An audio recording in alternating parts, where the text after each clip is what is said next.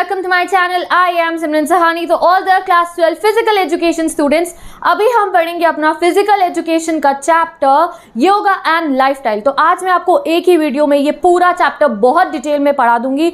What is yoga, what are the asanas, कौन से आसन कौन से डिजीज के लिए इंपॉर्टेंट है, जिनको हम करेंगे तो उस डिजीज़ में जो है हम उससे बच सकते हैं। हर एक आसन का पोस्चर कैसे बनाना है, उसके बेनिफिट्स क्या है एंड क्या उसके कॉन्ट्रडिक्शन है, एक एक चीज़ मैं आपको बहुत अच्छे से समझा दूंगी। तो स्टार्ट करते हैं इस बहुत इंटरेस्टिंग चैप्टर को जिसका नाम है योगा एंड लाइफस्टाइल। ओके, तो let's start this video. And सबसे पहले गाइस, चैप्टर शुरू करने से पहले ना चैप्टर के बारे में हमें पता होना चाहिए। तो यहाँ पे योगा मतलब क्या होता है, हमने क्लास 11th में भी योगा का मतलब पढ़ा था, पूरा योगा की डेफिनेशन पढ़ी थी गाइस। तो योगा के बारे में जानेंगे पहले, और फिर लाइफस्टाइल तुम्हें पता है हमारा रहने सहने का तरीका।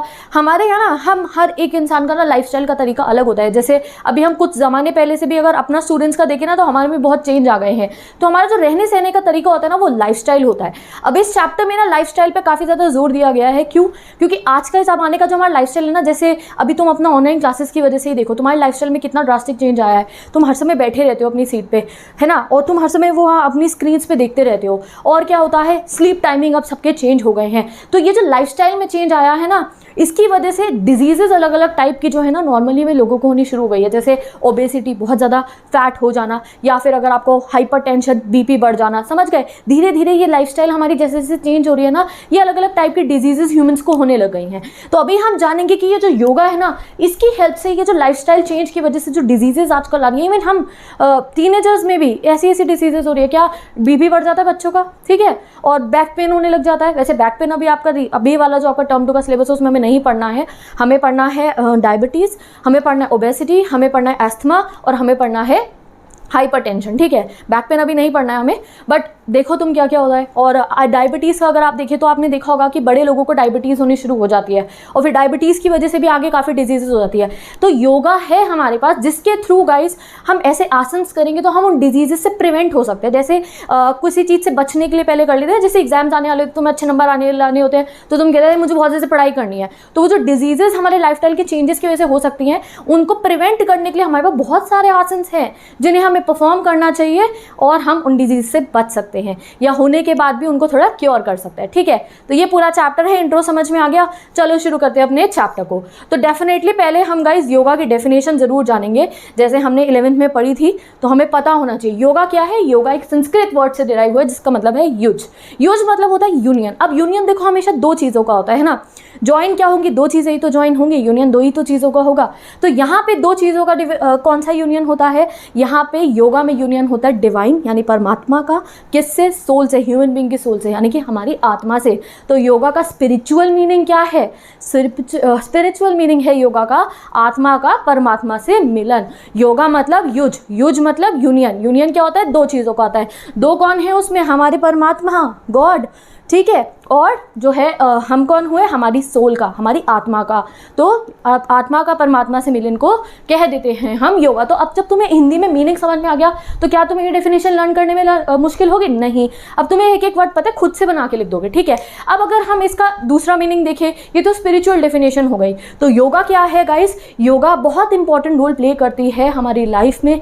किस चीज़ में इंप्रूव करती है? हमारे लाइफस्टाइल में। जब भी हम योगा परफॉर्म करते हैं तो हमारी फिजिकल और मेंटल हेल्थ को अच्छा करेगी, ठीक है। प्लस साथ ही के साथ जब हमारी फिजिकल और मेंटल हेल्थ अच्छी होगी तो हम बेटर प्रोडक्टिविटी से काम कर पाएंगे, अपना रहन सहन हमारा प्रोडक्टिव हो जाएगा, ठीक है। अब अगर हम वेरी एंशिएंट सिस्टम के हिसाब से देखें तो yoga is a very ancient system of physical, mental and spiritual practices और disciplines that originated in India. तो योगा कहाँ से ओरिजिनेट हुआ है? इंडिया से, भारत से ओरिजिनेट हुआ है।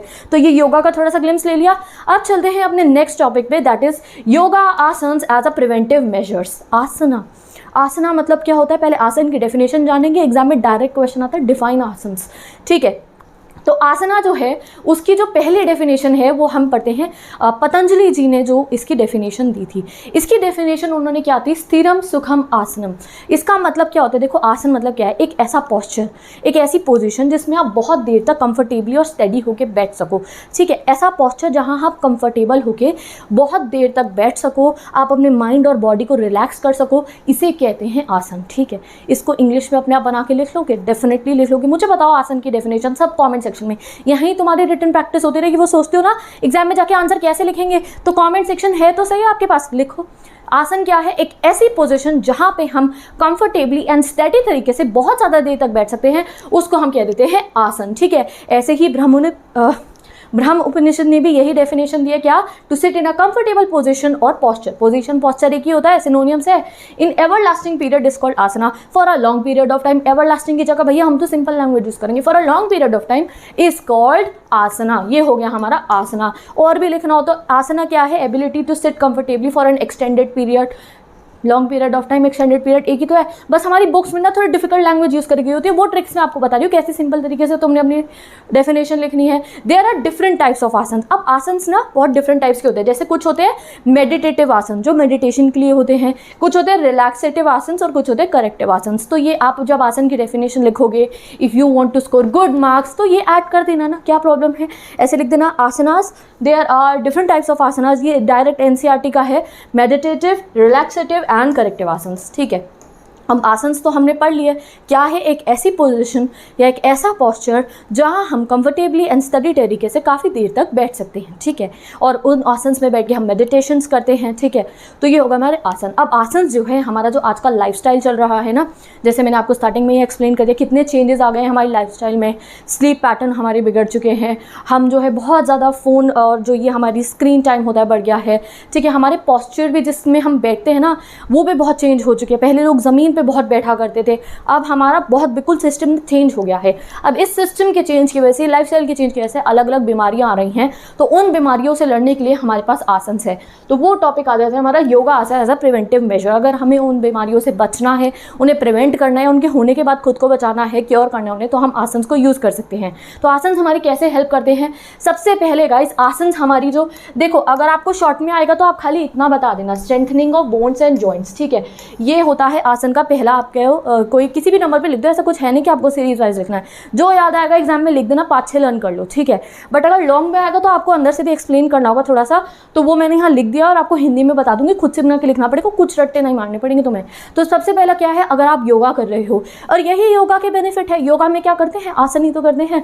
तो अगर योगा का बेनिफिट आए तो भी यही लिख देना, अगर आसन के बेनिफिट्स आए तो ये भी लिख देना, अगर आसन है प्रिवेंटिव मेजर आए तो भी। ऐसा मत सोचना एग्जाम में आ गया राइट द बेनिफिट्स ऑफ आसन, तुम कंफ्यूज थे, दीदी ने तो बस प्रिवेंटिव मेजर पढ़ाई थी, आसन के बेनिफिट कहाँ से आ गए? यही तो हैं, योगा के बेनिफिट भी यहीं से आ जाएंगे हमारे, ठीक है। तो पहला बेनिफिट क्या हो गया? Strengthening of bones and joint. जब आप आसन करते हैं, जब आप योगा करते हैं, तो उससे क्या होता है, जो हमारे कार्टिलेजेस हैं, जो हमारे लिगामेंट्स हैं, जो हमारे जॉइंट्स हैं, जो दो हड्डियों को जोड़ते हैं बीच में से, वो बहुत ज़्यादा स्ट्रांग हो जाती है। जो ये हमारी स्पाइन है ना, रीढ़ की हड्डी जो होती है हमारी, इसके होती है, ये फ्लेक्सिबल हो जाती है, ठीक है। दो आसन हमारी ऐसे हेल्प करते हैं।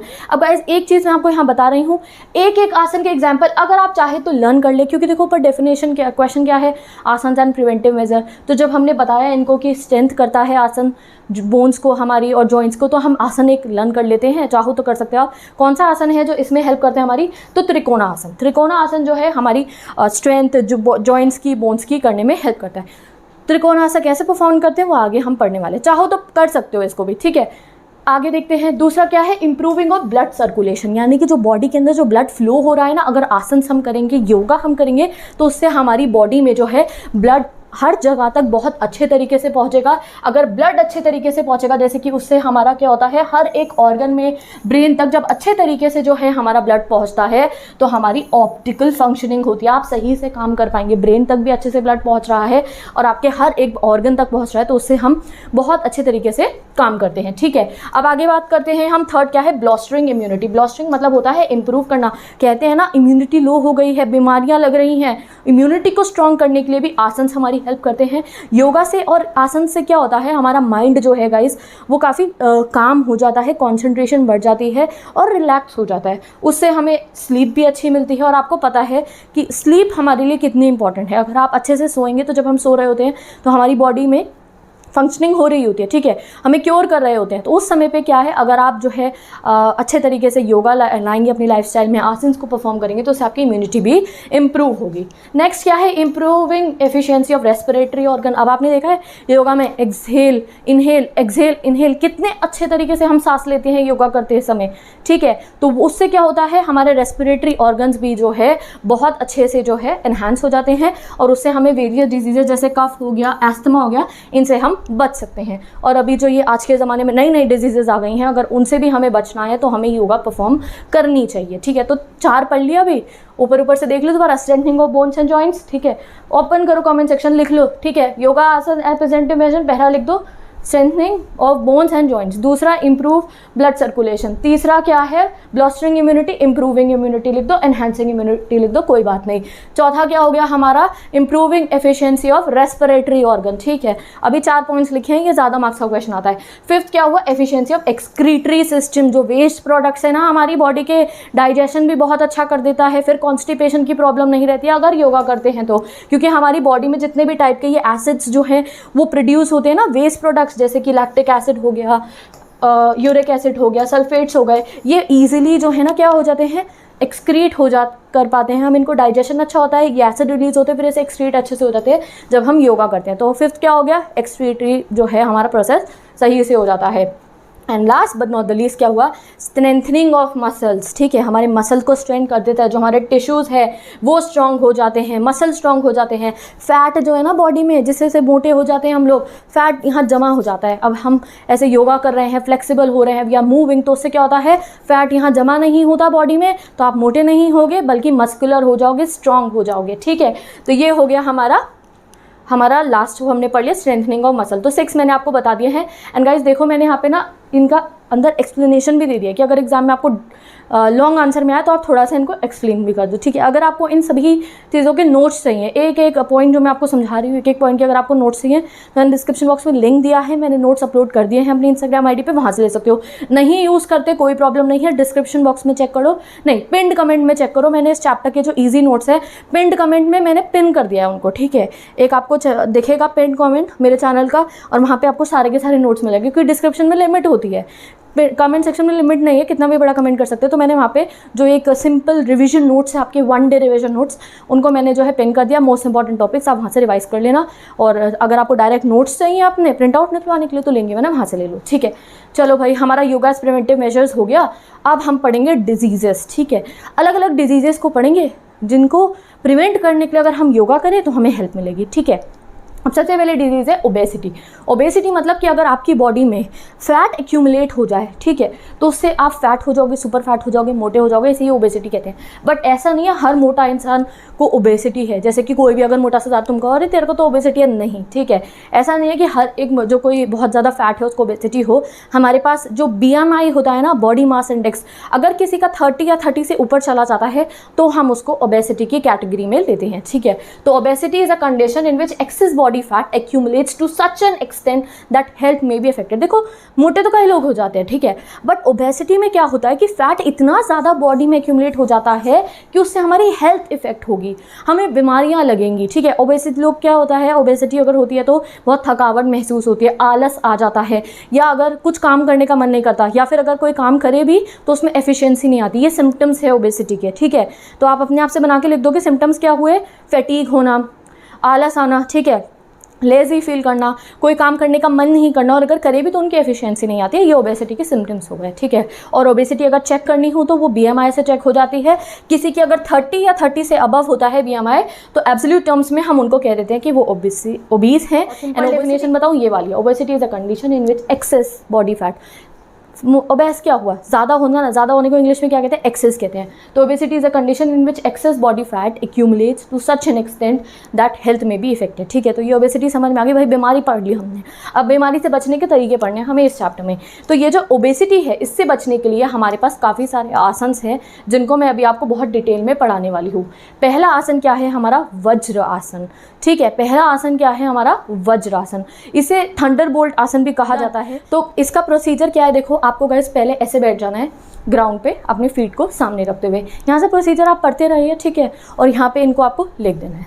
देन आपको क्या करना है गाइस, देन आपको अपने जो नीज़ है उनके बल बैठ जाना है, हाथ जो है आपको लैप्स पे रख देने हैं अपने इस पोजीशन में जैसे ये अंकल बैठे हैं, ठीक है, इस तरीके से। ये होती है पोजीशन हमारे वज्रासन की, और वज्रासन परफॉर्म करते हुए आपको एक्सेल एंड इनहेल करना है, ठीक है। पूरा का पूरा स्टेप बाय प्रोसेस मैंने यहाँ पे लिख दिया है। अगर आपको डिफाइन करने को आए तो हम ऐसे लिखेंगे कि sit with legs extended together. कैसे? दोनों पैर आगे करके जो है बैठ जाना है। उसके बाद हैंड्स कहाँ रखने हैं? पाम्स, ये जो हथेलियाँ हैं इन्हें ग्राउंड पे रख देना है, ठीक है। फोल्ड द राइट लेग, ठीक है, दोनों लेग फोल्ड करके घुटनों के बल बैठ जाना है, ठीक है। समझ गए? जैसे ये अंकल बैठ गए हमारे घुटनों के बल बैठ रहे हैं ना, ये बिल्कुल ऐसे ही बैठ जाना है, ठीक है। अब ऐसे बैठने के बाद हमारा थर्ड स्टेप क्या है? Similarly fold the left leg, पहले एक करनी है, ये नहीं दोनों पहले एक ही करेंगे डेफिनेटली। पहले एक पैर पीछे करना है, देन दूसरा पैर पीछे करना है, ठीक है। Now place your hands on the knees with the palms resting on the knees. कैसे रखने हैं? हाथ ऐसे रखने हैं, ये देखो, ठीक है, यूं बिल्कुल ऐसे करके अपने घुटनों पे रख देने हैं, ठीक है। और इस पोजीशन को, इस आसन को आपको मेंटेन करना है। ये हो गया हमारा Vajrasana. At this breathing should be deep even slow. Slowly और डीप आपको ब्रीथ करनी है। Expand your chest and pull to your abdominal portion. तो आप सिंपल लिख देना, डीप आपकी जो ब्रीदिंग है वो कैसी होनी चाहिए? डीप एंड रिलैक्स तरीके से आपको ब्रीद इन ब्रीद आउट करना है, ठीक है, डन। ये आपको वज्रासन का प्रोसीजर समझ में आ गया कि ऐसे होता है वज्रासन। अगर आप ओबेसिटी से आपको डील करना है, आप चाहते हो कि फैट कम हो जाए, तो हम वज्रासन परफॉर्म कर सकते हैं। अब देखो हर आसन के ना बेनिफिट्स भी होते हैं। अब देख लिया ना ये कैसे करना है। अब हर आसन के बेनिफिट्स भी हैं, कॉन्ट्राडिक्शन भी, यानी कि कैसे ऐसी सिचुएशन है। कॉन्ट्राडिक्शन मतलब क्या होता है कि उस सिचुएशन में आपको ये आसन परफॉर्म नहीं करने हैं, ये आपको बिल्कुल भी नहीं करना चाहिए अगर आपको साथ ऐसी प्रॉब्लम है, ठीक है। तो बेनिफिट्स अगर हम बोले तो vajrasana increases flexibility in the ankles, ठीक है। नेक्स्ट क्या हुआ? ब्लड सर्कुलेशन इंप्रूव होता है। ज़्यादातर काफ़ी सारे आसन ऐसे होते हैं कि तुम्हें भूल जाओ ना कि क्या होना है इसका, तो concentration improve, blood circulation improve, ये तो सबके कॉमन बेनिफिट्स तो हैं, क्योंकि ये तो आसन के ही बेनिफिट्स हैं। तो थोड़ा सा दिमाग लगाना, अगर कहीं पे एग्जाम में अगर अटक जाओगे ना, तो आसन के बेनिफिट क्या थे? यही सब तो थे आसन के बेनिफिट्स। तो कुछ कुछ आपको हिंट दे रही हूँ, लिख सकते हो आप, वरना बेनिफिट्स लर्न करो अच्छे से। वज्रासन कैसा होता है? मील के बाद प्रैक्टिस कर लेना चाहिए, और इससे क्या होता है? डाइजेस्टिव सिस्टम भी जो है अच्छा हो जाता है। तो पहला वज्रासन का बेनिफिट क्या हुआ? फ्लेक्सिबिलिटी इंक्रीज होती है, ब्लड सर्कुलेशन इंप्रूव होता है, और जो है ये डाइजेस्टिव सिस्टम जो है हमारा अच्छा हो जाता है इससे, ठीक है। It increase the blood circulation in the abdominal area and strength the pelvic muscle. ये जो हमारा एब्डोमिनियल एरिया होता है, यहाँ पे भी ब्लड सर्कुलेशन इंप्रूव हो जाता है, इससे हमारे पेल्विक मसल्स स्ट्रॉन्ग हो जाते हैं। तो ये वज्रासन के बेनिफिट्स हो गए। अब देखो आप कॉन्ट्राडिक्शन, अगर पाइल्स सफ़र कर रहा हो कोई, तो उसे वज्रासन नहीं करना चाहिए।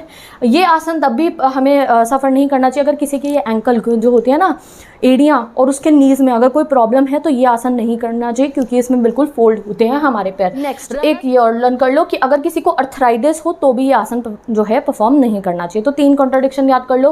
किसी को पाइल्स हो तो ये आसन ना करे, किसी के घुटनों में जो है कोई इंजरी हो, लिगामेंट्स में कोई इंजरी हो एंकल की और घुटनों की, नहीं करें।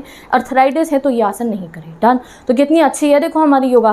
पहले ये भी बता दिया कि ऐसे करना है, बेनिफिट्स भी बता दिए, भी कहते भैया तुम्हें ये सब प्रॉब्लम है तो बिल्कुल मत करना है इन आसन को, ठीक है। तो वज्रासन पढ़ लिया। वज्रासन किसके लिए करा हमने? अभी ओबेसिटी के लिए। अब पता है ये जो इंपॉर्टेंट आसन है ना, इन्हें तो अच्छे से लर्न कर लो, क्योंकि अभी हमने और डिजीजेस पढ़नी है। अभी हमें डायबिटीज़ भी पढ़नी है, एस्थमा भी पढ़ना है, हाइपरटेंशन भी पढ़नी है। कुछ कुछ आसन ना रिपीट हो रहे हैं, तो हम ना बहुत स्मार्टली चलेंगे। जो आसन रिपीट हो रहे होंगे ना, उनको एक ही बारी कर लेंगे हम, ठीक है। जैसे कि हाइपरटेंशन में भी ये आसन रिपीट होगा, तो आप अगर यहीं कर लिया तो हाइपरटेंशन में भी यही डाल देंगे, तो हमें आसन थोड़े कम लर्न करने पड़ेंगे, डन। अब हम मूव करते हैं अपने नेक्स्ट आसन पे, जो ओबेसिटी के लिए ही है। आपकी बुक में बहुत सारे गिवन हैं, मैं मिनिमम आपको हर एक के लिए 3 करा रही हूँ, ठीक है। ज़्यादातर सारे ही हमने कवर कर लिया। तो let's move on to our next asan. अब हम ओबेसिटी से प्रिवेंट करने के लिए उसका नेक्स्ट आसन पढ़ते हैं, दैट इज हस्त आसन। हस्त मतलब क्या होता है? संस्कृत वर्ड से किससे डिराइव हुआ है, ये ज़रूर कर लीजिए, क्योंकि एग्जाम में अगर आपको हस्त आसन आए तो क्या करना है आपको, उसका पहले बता देना है इस संस्कृत वर्ड से डिराइव हुआ है। थोड़ा सा प्रोसीजर लिख देंगे, बेनिफिट्स, कॉन्ट्राडिक्शन, फुल मार्क्स आपको मिल जाएंगे। ऑब्वियसली यही सब तो लिखना है, ठीक है। तो हस्त आसन क्या होता है? The name comes from Sanskrit word हस्त मीनिंग आर्म्स, ठीक है। अब और उतना मीनिंग स्ट्रेच, उतना मतलब क्या होता है? स्ट्रेच करना। तो इस आसन में बेसिकली हम क्या करते हैं, और आसन मतलब तो पता है ना, हस्त मतलब आर्म, उतना मीनिंग क्या होता है हमारा? स्ट्रेच करना, और आसना मीनिंग आसन, ठीक है। तो इसको हस्तासन भी कहते हैं और हस्तोत्ना आसन भी कहते हैं, ठीक है। अब हो सकता है मैं थोड़ा सा प्रोनाउंस गलत करी हूँ, तो I am very sorry for that, अगर मैं किसी आसन को थोड़ा सा गलत प्रोनाउंस कर दूँ, ठीक है। तो ये हो गया हमारा हस्त आसन या हस्त आसन। अब इसमें क्या होता है, हमें आर्म्स को अपना स्ट्रेच करना होता है। तो इसका प्रोसीजर देख लीजिए, इसकी पिक्चर देख लीजिए। एनसीईआरटी में डायरेक्ट हमें यही पिक्चर गिवन है। आपको पता है आपकी लेटेस्ट एनसीईआरटी जो है आपकी सीबीएसई की वेबसाइट पे अपलोडेड है। अगर आपको रेफरेंस के लिए अपनी एनसीईआरटी चाहिए हो तो मैं आपको बता दूंगी, लिंक दे दूंगी, वहाँ से आप अपनी सीबीएसई की एनसीईआरटी डाउनलोड कर सकते हैं, ठीक है, या आपके पास होगी भी। तो ये होता है हमारा हस्तासन। अब इसमें तो stand on the ground with feet together, पैर जोड़ के जो है ज़मीन पे आपको जो है खड़ा होना है। उसके बाद क्या है, inhale and raise arms over the head, inhale करते हुए अपने आर्म्स को अपने हाथों सर के ऊपर ले जाना है और फिंगर्स को ऐसे इंटरलॉक कर लेना है, ठीक है, इंटरलॉक कर लेना है फिंगर्स को। And while exhaling bend from the waist to the left side, अब एक्सहेल करते हुए लेफ्ट साइड को बेंड हो जाना आपको, जैसे ये हमारी दीदी हो गई हैं, ठीक है।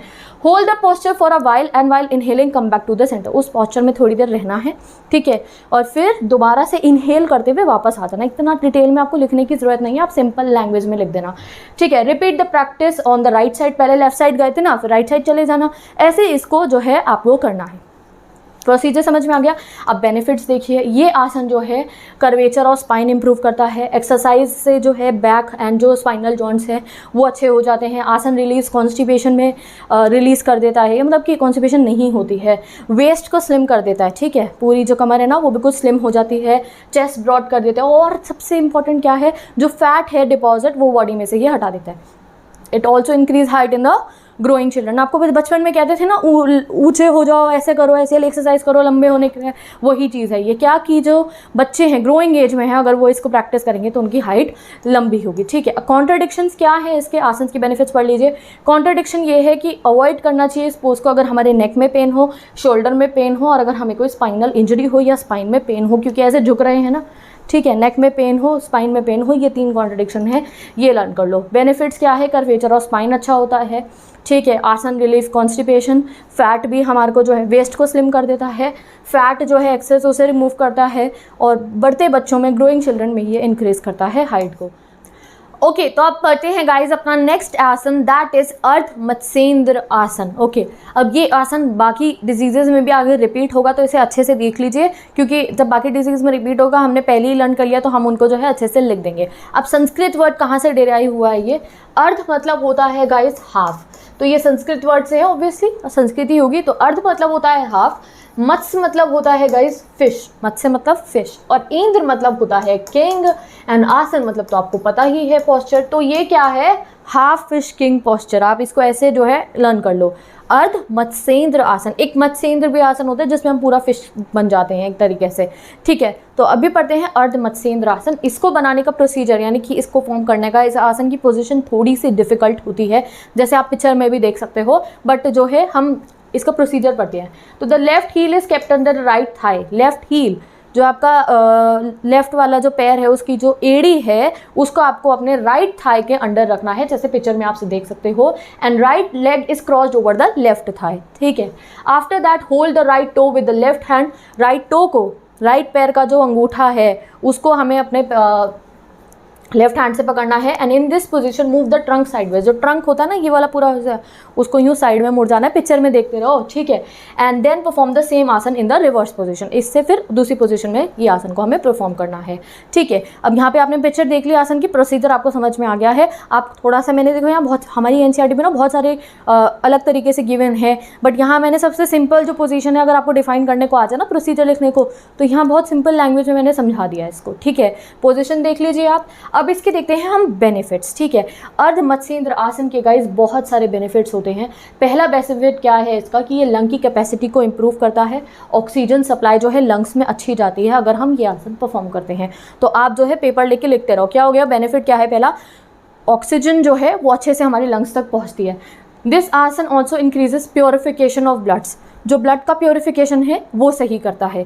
लिवर और किडनीज की फंक्शनिंग को ये अच्छा कर देता है। तो पहला क्या हो गया, लंग्स फंक्शन अच्छे से कर रही हैं, दूसरा हमने पढ़ लिया ब्लड बहुत अच्छे से पहुंच रहा है इंटरनल ऑर्गन्स तक, तीसरा क्या, लिवर एंड किडनीज जो है अच्छे से परफॉर्म कर पाती हैं। अर्ध Matsyendra increases the elasticity of spine, जो इलास्टिसिटी है ना, फ्लेक्सिबिलिटी जो हमारी बॉडी की और स्पेशली हमारे स्पाइन एरिया की, वो इंक्रीज हो जाती है इससे, ठीक है।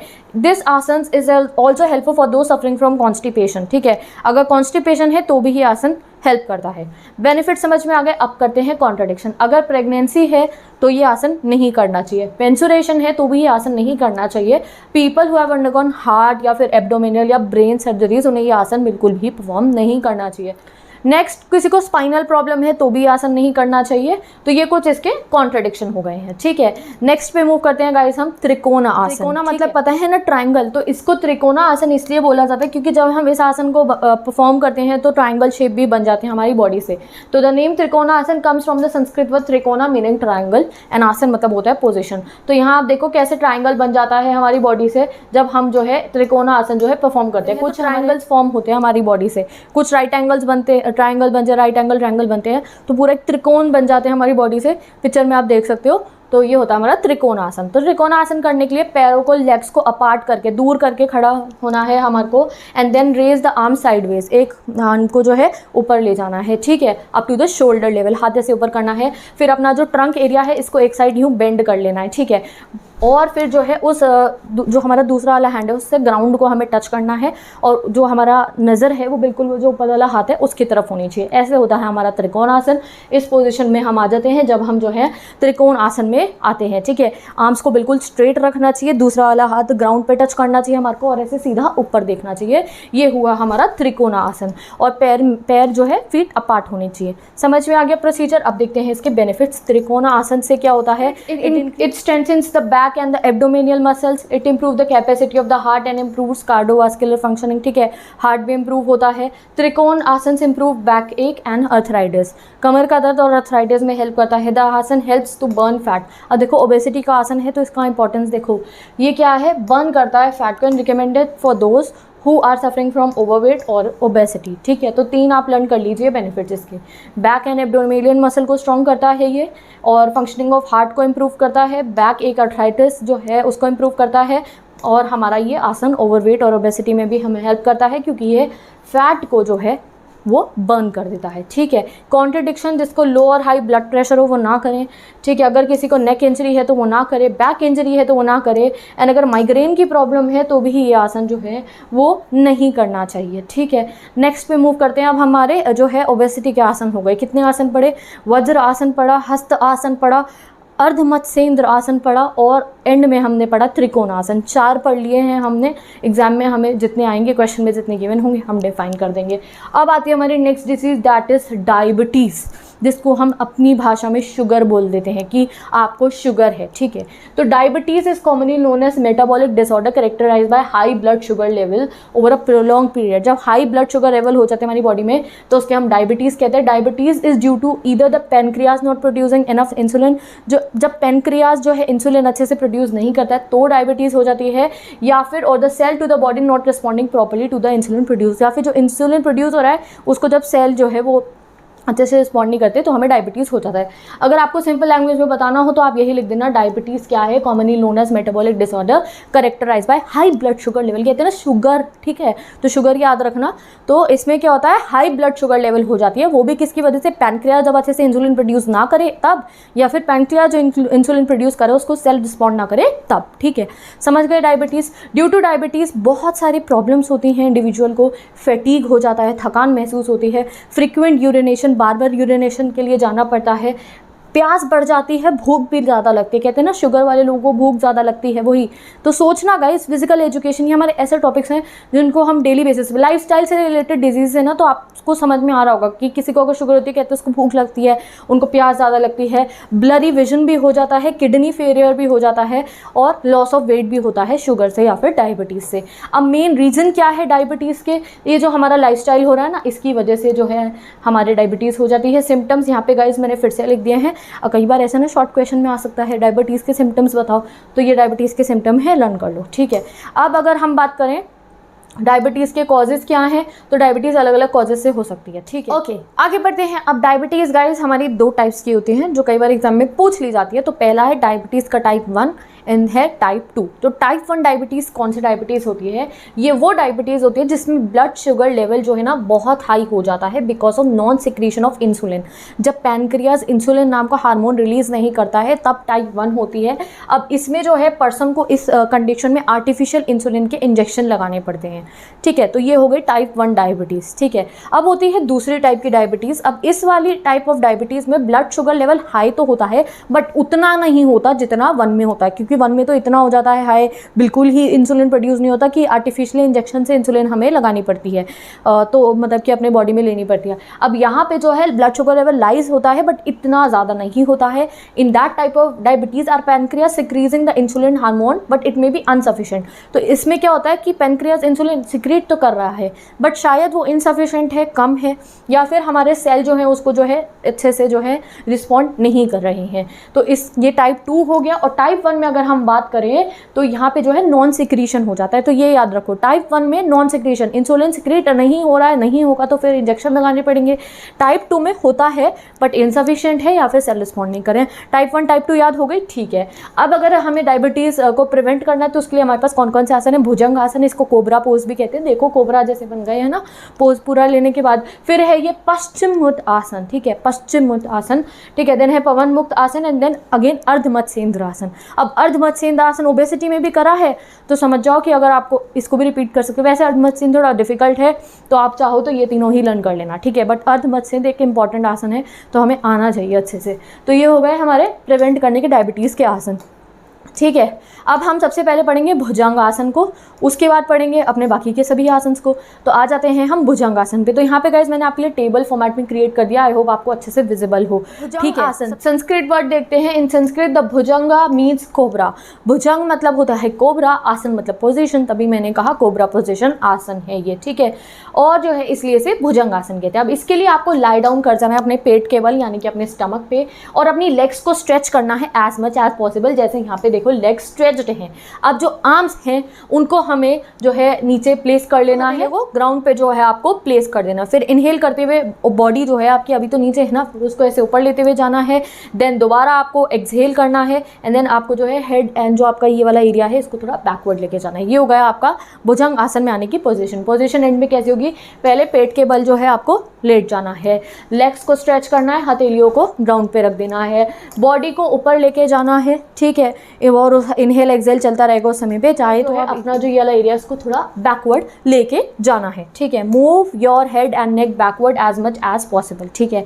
Exhale and slightly bring the body in the starting position, और एंड में बॉडी को एक्सहेल करके स्टार्टिंग पोजीशन में ले आना है। ये हो गया हमारा भुजंग आसन। अब भुजंग आसन के बेनिफिट्स क्या हैं? ठीक है, बेनिफिट्स ये है कि ये एक्सेस फैट जो है हमारा जो डिपॉजिट हो जाता है नेक में, चेस्ट में, आर्म्स में, उसको बर्न कर देता है। माइग्रेन में हेल्प करता है, रिलीव कर देता है, माइग्रेन करता है, किडनी फंक्शन इंप्रूव करता है। और अगर थेरेप्यूटिक बेनिफिट्स देखें तो back pain, neck pain, stress, blood purify, constipation, ये हो गए हमारे कुछ बेनिफिट्स भुजंग आसन के। तो ये वाले लर्न कर लेना और कुछ यहाँ से लिख देना। किडनी फंक्शन इंप्रूव हो रहा है, एक्सेस फैट बर्न हो रहा है। अब कब नहीं करना? अगर स्पाइन में प्रॉब्लम हो तो कहीं देखो रिपीट हो रहे हैं कॉन्ट्रडिक्शन भी हमारे काफ़ी सारे। तो अगर स्पाइन में प्रॉब्लम हो तो नहीं करना है, नेक में प्रॉब्लम हो नहीं करना है, अगर अल्सर हो तो नहीं करना है, प्रेग्नेंट वुमेन को नहीं करना है, अस्थमा हो तो नहीं करना है। स्क्रीनशॉट ले लो आप, यहाँ से अपना लर्न कर लेना बेनिफिट्स एंड कॉन्ट्रडिक्शन। वैसे मैंने डिस्क्रिप्शन बॉक्स में कमेंट सेक्शन में भी नोट्स अपलोड कर दिए हैं, ठीक है। नेक्स्ट आसन पे आते हैं हम। आसन तो पश्चिम मतलब होता है वेस्ट या फिर बैक ऑफ आवर बॉडी, ठीक है। उत्तना मतलब होता है स्ट्रेच करना, स्ट्रेटली बिल्कुल स्ट्रेच करना, और आसन मतलब होता है पोस्चर। तो क्या हुआ? पश्चिम उत्तना आसन, ठीक है। हम जो है अपनी बैक को बिल्कुल ही स्ट्रेच कर देते हैं इस आसन में। देख रहे हो बैक बिल्कुल ऐसे सीधे स्ट्रेच हो जाती है, स्ट्रेटवर्ड। ये हो गया पश्चिम उत्तना आसन, डन। तो आगे पढ़ते हैं कैसे होता है ये आसन परफॉर्म। तो यहाँ पे मैंने आपकी हेल्प के लिए यहाँ पूरा का पूरा प्रोसीजर जो है गाइज ये देखिए आप 1 2 3 स्टेप्स में यहाँ पे गिवन है, आप रीड कर लीजिए। तो आप लोगों को सबसे पहला स्टेप क्या है? Stretch your arms and above your head, lengthening with the spine, ऐसे करना है। देन सेकेंड आपको इस पोजिशन में आना है और फिर बिल्कुल ऐसे थर्ड पोजिशन आपकी ये है आपका पश्चिम उत्तना आसन में आने की, ठीक है। तो अगर हम नॉर्मल अगर इसका प्रोसीजर रीड करना चाहें तो यहाँ पे मैंने प्रोसीजर गाइज आपके लिए पेस्ट भी कर दिया है। Sit down with your leg stretching straight, बैठ जाना है लेग्स को बिल्कुल सीधा स्ट्रेट करके जैसे ये बैठी है, ठीक है। Keep your head and neck spine erect and stretch hand upwards with deep head, ठीक है। पहले हाथ ऊपर लेके जाने हैं, फिर जो है आपको अपने हेड और ट्रंक एरिया को स्लोली बेंड करना है और थंब तक लेके जाना है। और try to touch your head and chest and stomach to the legs and elbow. जो हमें पूरी कोशिश करनी होती है कि जो हमारा हेड हो गया, चेस्ट हो गई, एल्बो हो गई, वो ज़मीन पे टच कर जाए, कि हमारी जो बॉडी है वो ज़मीन को टच कर रही हो और हमारे हाथ से हमने अपने टोस पकड़े हों, ठीक है। ये हो गया पश्चिमोत्तासन, ठीक है। ये देख सकते हैं आप, ये ऐसे परफॉर्म होता है ये आसन, ठीक है। अब ये आसन डाइजेस्टिव सिस्टम को इम्प्रूव करता है, जो ब्लॉक्ड गैस होती है उसको ये रिलीव कर देता है, रिलीज़ कर देता है। रेस्पिरेटरी सिस्टम इम्प्रूव करता है और जो है alignment of vertebral column. Next पे जाते हैं कॉन्ट्रडिक्शन। अगर स्लिप डिस्क है तो नहीं करना चाहिए, अगर किसी को हर्निया की प्रॉब्लम है तो नहीं करना चाहिए, प्रेग्नेंट वुमेन को भी नहीं करना चाहिए ये वाला आसन। डन, आपको समझ में आ गया। नेक्स्ट आसन पे चलते हैं। नेक्स्ट आसन है हमारा पवन मुक्त आसन। पवन मतलब होता है संस्कृत में विंड, मुक्त मतलब होता है रिलीज करना, ठीक है। तो अगर हम इस आसन में आते हैं तो जो है उसका प्रोसीजर क्या है, आने का प्रोसीजर क्या है आप यहाँ पिक्चर में देख सकते हैं। तो इस आसन में आने के लिए आपको क्या करना है, आपको अपने पीठ के बल लेट जाना है एंड आपकी जो फीट है वो एक साथ जुड़ी हुई होनी चाहिए इस समय पे, और आपके आर्म्स जो है आपके बॉडी के पास में होने चाहिए, ठीक है। फिर आपको जो है अपनी नीज़ को फोल्ड करके अपने चेस्ट तक लेकर आना है और अपने हाथों को ऐसे यूँ क्लैस्प कर लेना है, अपने नीज़ को ऐसे करके यूँ क्लैस्प कर लेना है। तो एंड में आपकी पोजीशन बननी चाहिए ऐसी, ठीक है।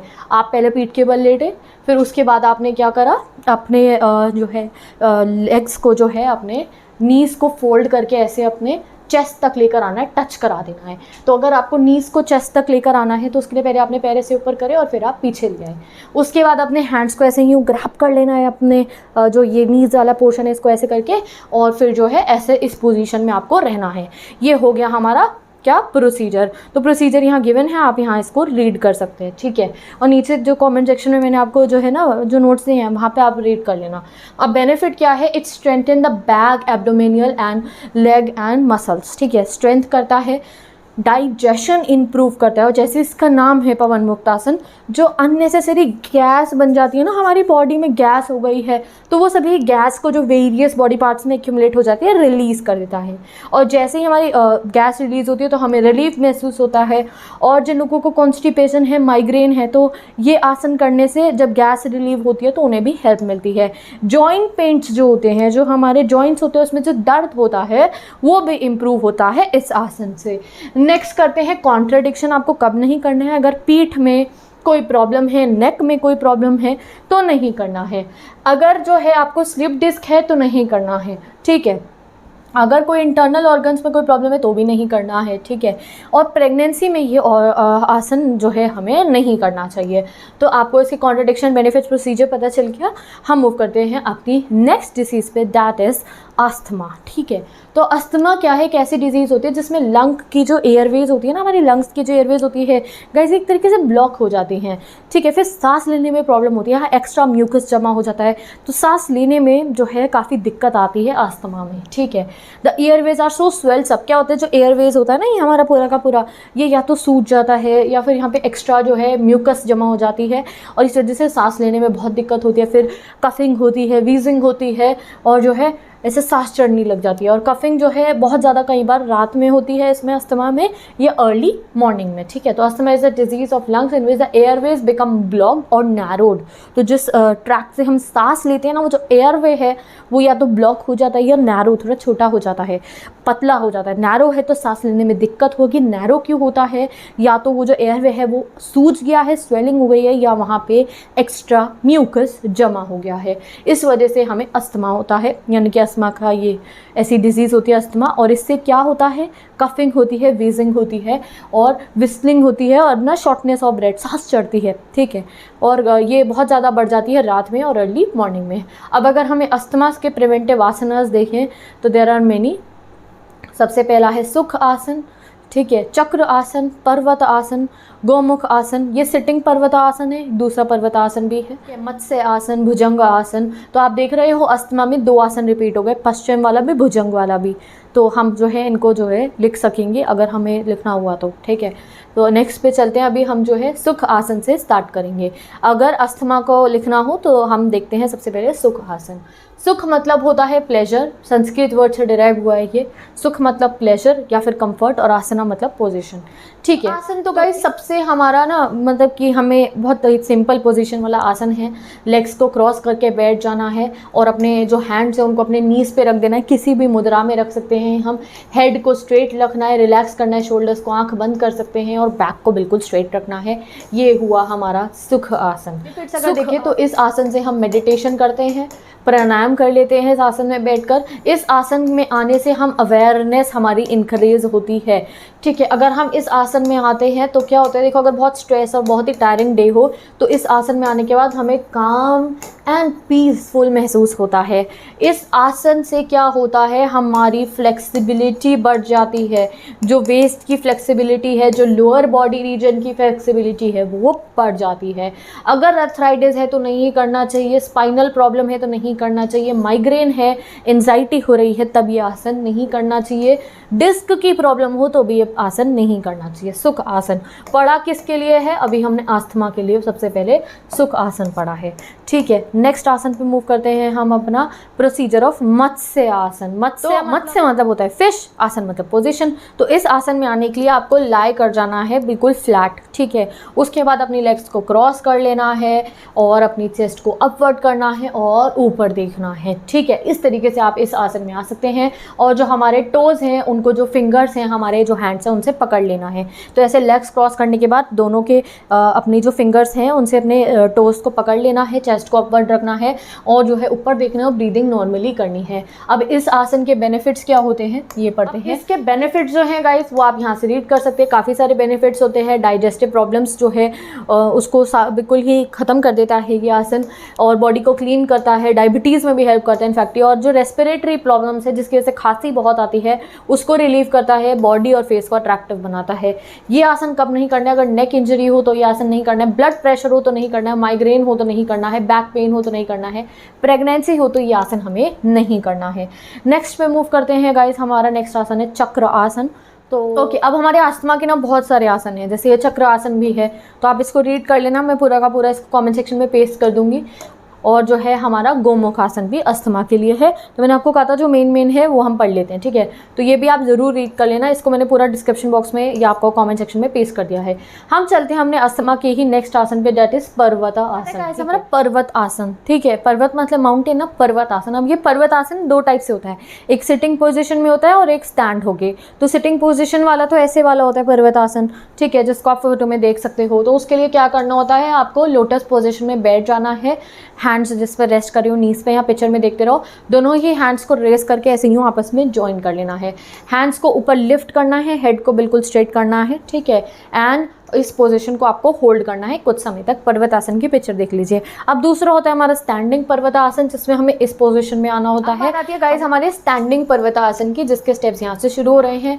हमें अपनी योगा मैट पे बिल्कुल ऐसे सीधे खड़े हो जाना है, नीज हमारे जो फुट हो बिल्कुल ही जॉइंट हो एक दूसरे से, ठीक है, और हाथ बिल्कुल ऐसे यूँ साइड में हो, ठीक है। फिर हमें हाथों को अपना ऊपर ले जाना है, ठीक है, lift your hands up and bring down, नीचे लेकर आना है, और इस में हमें अपनी वेस्ट को भी बेंड करना है, ठीक है। अब जैसे ही हम फ्लोर पे पहुंच जाएंगे, हमने बेंड कर लिया है, तो उस समय पे हमें जो है अपने लेग्स को स्ट्रेट ले जाना है और जो है एक एंगल फॉर्म कर लेना है 45 डिग्री का। इस तरीके से हमें एक एंगल टाइप फॉर्म कर लेना है, और अपनी जो हमारी ये जो हील्स है बिल्कुल ग्राउंड पे होनी चाहिए, एड़ियाँ ग्राउंड को टच ही कर रही होंगी, और हाथ जो है आगे ऐसे ही हमारे फ्लोर को टच करने चाहिए। ये हो गया गाइस हमारा पर्वता आसना, ठीक है। अब ये स्टैंडिंग पर्वत आसन है, और इस पोजीशन को कुछ समय तक रखना है और रिपीट करना है इसको मल्टीपल टाइम्स। और मैंने आपको सिटिंग वाला पर्वत आसन भी बता दिया, जिसमें लोटस पोज में ले जाके हमें ऐसे हैंड्स को ऊपर जाके जो है वो अपना स्ट्रेच करना होता है। तो ये हो गया हमारा स्टैंडिंग और सिटिंग, हमने दोनों पढ़ लिए हैं। अब बेनिफिट्स देखते हैं। तो बेनिफिट जो आप क्या है पर्वत आसन के, मॉर्निंग में करें तो अलर्ट रखता है हमारे को, हमारी स्पाइन स्ट्रेच होती है, इस वजह से जितना भी फैट होता है वो रिलीज़ हो जाता है, जो हमारे वेस्ट में फैट होता है ना वो रिलीज़ हो जाता है। लोग अगर इसे प्रैक्टिस करें तो हाइट भी बढ़ती है, और हमारा जो है इस आसन की वजह से respiratory disorders including asthma cure होते हैं, बैक पेन भी रिड्यूस करता है। Parvat asan should not be attempted by those suffering from knee pain and dizziness. घुटनों में दर्द हो या चक्कर आते हो तो यह आसन नहीं करना चाहिए। नेक्स्ट आसन पे मूव करते, ओके नेक्स्ट देखते हैं गाइस हम अपनी नेक्स्ट डिजीज़, और आ गई है हमारी last disease, that is hypertension. BP सुना है आपने, बीपी बढ़ गया है इनका, तो बहुत प्रॉब्लम होती है उससे। तो ये भी हमारे लाइफस्टाइल का आज के ज़माने में ये डिजीज़ होने लग गई है। It means increase blood pressure. जब ब्लड जब फ्लो होता है हमारे आर्टरीज में, उसका जब प्रेशर इंक्रीज़ होता है तो it is high blood pressure. Blood pressure increase होने का एक रीज़न एज भी होता है, एज के साथ साथ में ऐसा हो जाता है, ठीक है। अगर हम नॉर्मल ब्लड प्रेशर की बात करें एक एडल्ट की, तो वो होती है 120/80, ठीक है। अब अगर हम उस इंसान की बात करें जिसका ब्लड प्रेशर हाई होता है तो उसकी रीडिंग 140 और 90 की अगर बियॉन्ड चली जाती है या इतनी रहती है तो कहते हैं हम उसको कि उसे हाइपरटेंशन है। तो नॉर्मल ब्लड प्रेशर और जो उसका इंक्रीज्ड वाला है दोनों का आप याद रख लीजिए। नॉर्मल वाला 120/80 होता है एंड जो है हमारा बियॉन्ड दिखे तो 140 और 90 अगर हो जाए तो होता है हमारा ये बियॉन्ड।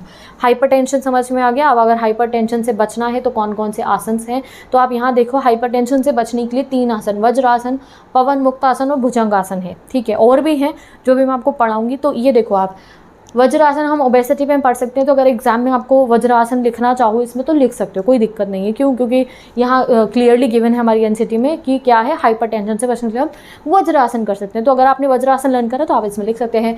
पवन मुक्त आसन भी जो है जो हम डायबिटीज़ में पढ़ चुके हैं वो भी आप इसमें परफॉर्म कर सकते हैं, और भुजंगासन भी जो हम डायबिटीज़ में पढ़ चुके हैं। तो अगर आपने ये आसन 3 आसन को तो बहुत अच्छे से कर लीजिए क्योंकि रिपीट हो रहे हैं, अर्धमत से भी रिपीट हो रहा है, तो ये आपकी ट्रिक है। ठीक है, तो आपने इससे आसन ये आपने देख लिया, और बाकी भी काफ़ी आसन होते हैं जिनसे हम जो है प्रिवेंट कर सकते हैं किसको, हाइपरटेंशन को, अपने हाई ब्लड प्रेशर को। तो इसका पहला हम पढ़ेंगे ताड़ आसन। ठीक है, ताड़ आसन। दूसरा हम पढ़ने वाले हैं इसमें गाइस हमारा अर्धचक्र आसन। ठीक है, और तीसरा हम पढ़ने वाले हैं गाइस इसमें श्वास। आगे के आसन डिस्कस करते हैं जो स्पेशली हम हाइपरटेंशन के लिए पढ़ेंगे। ये न्यू आसन हैं, तो हो गया हमारा पहला इसमें तड़ा आसना। ठीक है, अब इस आसना में हमें क्या करना होता है, हमें अटेंशन पोजीशन में खड़ा होता है। स्टैंड इट इज, अटेंशन पता है ना, तो अटेंशन पोजीशन में खड़ा होना है। लिफ्ट योर आर्म्स अपवर्ड, अपने हाथों को आर्म्स को ऊपर की तरफ लेके जाना है और अपने हील्स को रेस करना है। समझ गए, ऐसे हील्स को यूं रेस करना है। यहाँ देखो फोटो में दिख रहा है, हील्स को यूं रेस करना है आपको, बॉडी को ऊपर की तरफ लेकर जाना है। After some time breathe out, slowly breathe out करना है और फिर अपने प्रीवियस पोजीशन पे आ जाना है। और इस पोजीशन में हम अपने ऐसे यूं जो फिंगर्स होती है उन्हें यूं इंटरलॉक भी कर देते हैं। अगर इसके बेनिफिट्स अगर हम देखें तो फिजिकल मेंटल बैलेंस बनाता है, ओबेसिटी कम करता है, कॉन्स्टिपेशन से हमें जो है क्योर करता है, कॉन्स्टिपेशन के साथ साथ में डाइजेस्टिव प्रॉब्लम्स को भी क्योर करता है, बॉडी का पॉस्चर अच्छा बना देता है, इंप्रूव कर देता है, और हाइट इंक्रीज करने के लिए भी ये एक एक्सीलेंट आसन है, और हाइपरटेंशन को भी लिए भी ये इंपॉर्टेंट है। हाइपरटेंशन को ट्रीट करते समय हम इस आसन को यूज़ करते हैं। कॉन्ट्रडिक्शन क्या है, अगर लो ब्लड प्रेशर हो तो ये आसन नहीं करना चाहिए, हेडेक हो तो ये आसन नहीं करना चाहिए, individual who suffer from blood circulation problems उनको भी ये आसन नहीं करना चाहिए। ठीक है, नेक्स्ट आसन पे मूव करते हैं जो है हमारा अर्धचक्र आसन। तो अर्धचक्र मतलब आधा चक्र बनता है इस आसन में। अब इस अर्धचक्र आसन में क्या होता है, आपको बिल्कुल सीधे खड़े हो जाना है, पैर फीट जुड़े हुए होने चाहिए, ऐसे हाथ इस तरीके से जैसे इस पिक्चर में है। फिर आपको अपने हाथों को ऐसे यूँ पीछे लेके जाना है। ठीक है, ऐसे यूँ, शायद मैं गलत कर रही हूँ, ऐसे पीछे लेके जाना है। ठीक है, फिर आपको पीछे की तरफ बेंड करना है, और बेंड करते हुए आपकी नीज बेंड नहीं होनी चाहिए, पीछे की तरफ बेंड करना है और ऐसे ऊपर की तरफ देखना है, और इसको 2 से 3 बार आप करें। ठीक है, ये हो गया हमारा अर्धचक्र आसन। अब इस अर्धचक्र आसन से क्या होता है, बेनिफिट्स देखिए। Helps to make ankle, thighs, shoulder, chest, spine, abdomen strong बना देता है, स्ट्रेस रिलीव करता है, डाइजेशन इंप्रूव करता है, मेंस्ट्रुअल डिसऑर्डर्स में हेल्प करता है, टांगों में दर्द होना, पेन इन लेग्स हो उसको भी ठीक कर देता है, फैट जो है वेस्ट का, थाइस का, उसको सही कर देता है, और जो है बैक पेन, अपर बॉडी में जो होता है अपर बैक पेन जो उसे सही कर देता है, स्ट्रेस रिलीव करता है from the neck and shoulder, से स्टिफ हो जाता है कि नेक और शोल्डर, वहाँ से भी स्ट्रेस जो है रिलीज कर देता है। तो ये हो गया अर्धचक्र आसन। अगर आपको माइग्रेन है, हेडेक है तो ना करें, लो ब्लड प्रेशर है तो ना करें, डायरिया है, इंसोम्निया है तो ना करें, अगर आपको अल्सर और हर्निया है तो भी ना करें, और अगर आपको जो है कोई अपनी स्पाइनल प्रॉब्लम है तो भी नहीं करें। प्रेग्नेंट वुमेन को भी ये आसन नहीं करना चाहिए। तो मैंने देखो आपको इतने सारे कॉन्ट्रडिक्शन दे दिए, 3-4 लाइन कर लो, कोई से भी सिंपल जो रिपीट हो रहे हैं वो कर लीजिए। लास्ट आसन आता है गाइज हमारा आज की वीडियो का, और इसके नेक्स्ट आसन है शव आसन। ठीक है, अब शव मतलब होता है डेड बॉडी और आसन मतलब होता है पोजीशन। तो इस asan is basically like we lie down, इसलिए इसको शवासन कह दिया जाता है। बिल्कुल ऐसे लेट जाते हैं हम। ओके, अब इस आसन में आपको पूरा जो है you have to lie down, और आपकी जो रिलैक्स कर लेना है, बिल्कुल अपने जो लेग्स हैं उनको ऐसे रिलैक्स करके जो है स्प्रेड कर लेना है। ठीक है, आर्म्स जो है बॉडी से अवे होनी चाहिए। अब कई आसन होते हैं जिसमें हम अपने आर्म्स जो हैं ये पूरे के पूरे जो बाजुएं हैं इनको बिल्कुल ऐसे बॉडी से पास में रखते हैं, इसमें दूर रखना है और हथेलियों को ऐसे रिलैक्स करके सीधा। ठीक है, पाम्स ओपन एंड रिलैक्स्ड, ऐसे हथेली को ओपन और रिलैक्स रखना है, और जो है आंखें बंद कर लें और बॉडी को बिल्कुल स्ट्रेट रखना होता है। लेग स्प्रेड कंफर्टेबली अपार्ट, पैर जुड़े हुए नहीं। अब कई सारे आसन होते हैं जिसमें पैर जोड़ते हैं, इसमें पैरों को स्प्रेड कर लेना है, ठीक है। और ग्रेजुअली ब्रीथ करना है, ठीक है। आंखों को बंद करके पूरी बॉडी के बारे में सोचना होता है, सोचना कि पूरी बॉडी लूज़ हो रही है और कंप्लीट रिलैक्सेशन फील करते हैं हम इस आसन में। 10 से 12 मिनट तक इस आसन में रहना है, सोना नहीं है, ठीक है। अब ये हो गया हमारा शव आसन, ठीक है। अब शव आसन से रिलैक्स हो जाती है पूरी बॉडी। अगर आप रिलैक्स हो तो स्ट्रेस नहीं होगा, फटीग नहीं होगा, डिप्रेशन और टेंशन आपका रिलीज़ होता है। इससे पूरे माइंड को काम कर देता है, मेंटल हेल्थ इंप्रूव करता है ये आसन। ये आसन नहीं करना है अगर जो है हमारे आसपास में अगर पीसफुल सराउंडिंग ना हो तो नहीं करना चाहिए। Place where shavasan is perform should be peaceful with no noise at all. तो एक तरीके से ये इसका कॉन्ट्रडिक्शन आप प्रिकॉशन कह सकते हो कि शवासन वहाँ करें जहाँ बिल्कुल शांत बिल्कुल ही एटमॉस्फेयर हो, ठीक है। और someone with severe acidity problem ना, उनको जो है ऐसा आसन नहीं करना चाहिए ये, क्योंकि इससे फूड पाइप में इरिटेशन होती है। Someone with severe acidity may find lying on the back very uncomfortable as a food pipe may cause irritation. तो ये दो कॉन्ट्रडिक्शन है, यही हमारे एनसीईआरटी में मेन गिवन थे, तो ये हमारे इसके कॉन्ट्रडिक्शन हो गए। तो विद दिस गाइस हमारा ये कंप्लीट हो गया है chapter that is yoga and lifestyle, ठीक है। तो आई होप आपको सभी के सभी आसन समझ में आ गए हैं, प्रोसीजर, बेनिफिट एंड हमारा उनका कंट्रडिक्शन। योगा का मीनिंग भी, आसन का मीनिंग भी, लाइफस्टाइल से जो डिजीजेज आ रही हैं उनमें जो है कौन कौन सी डिजीज़ है। ओबेसिटी क्या था, फैट इंक्रीज हो जाना, एक्सेस हो जाना।